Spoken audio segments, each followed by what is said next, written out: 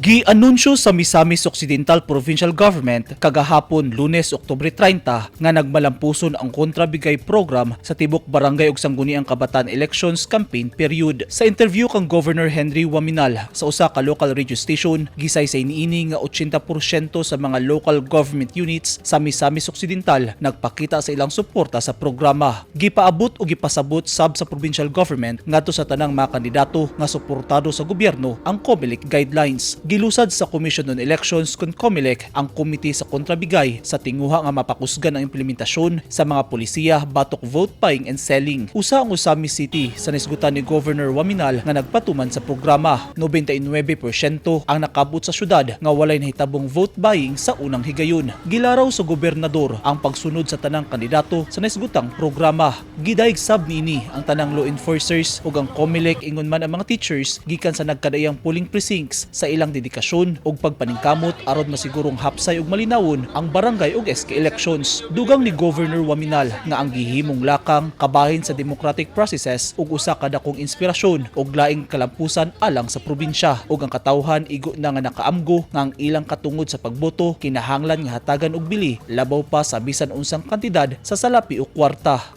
Eugene Hinutan, Newsline Philippines. Stay safe.